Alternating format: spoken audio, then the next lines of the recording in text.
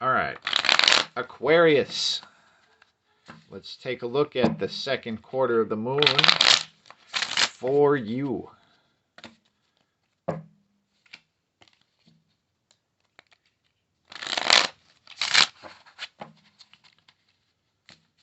Let's see what the old midwinter energy is going to be going through.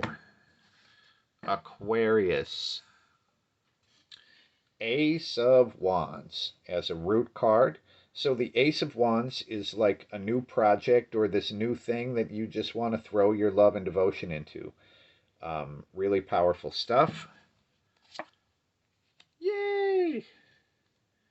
The Six of Wands seems pretty good. All right.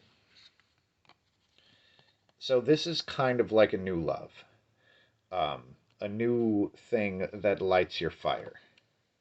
And it's coming at a time that you are finally being appreciated for all the shit that you've done, which shows in the Six of Wands.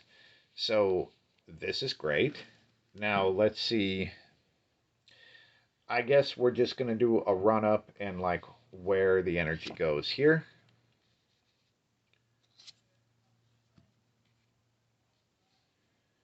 Fascinating. So the run up is the Four of Swords, and this basically shows you having enough time to kind of chill. Now, it's interesting because this person buries themselves. They separate themselves, right? Just to get away from all the shit that's pulling at their head. And here, this person goes into a cocoon, and when they come out of the cocoon, they come out transformed. So we have this separation that would be very much cocoon energy.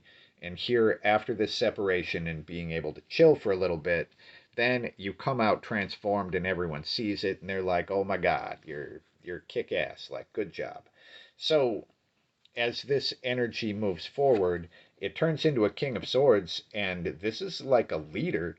The King of Swords, Jean-Luc Picard, is a King of Swords, but the King of Swords is a leader that does not make decisions based on emotions. They make decisions based on logic and reason. And that's why they're such a fucking good leader. And people actually listen to them. So um, there might be like a teacher aspect or whatever that's coming out of this, but leader for sure. So in this thing that is like the new source of fire, I wouldn't be surprised if you find yourself in some sort of leadership role, but that's good. And if that does happen, then try to make sure that you are not an emotionally spastic leader. And just try to be like Jean Luc. Ask yourself, what would Jean Luc do? And the answer might be get kidnapped by Q. So let's just look here. This is like higher sort of energy stuff. Here we get a reverse chariot. So the chariot is about specifically knowing what your goal is. Goal-oriented movement. The chariot reversed is not exactly knowing what your goal is. So you don't necessarily have specific direction. And in this case, because of the placement, it looks like that is actually okay. So don't worry so much about having a specific goal that you're moving toward.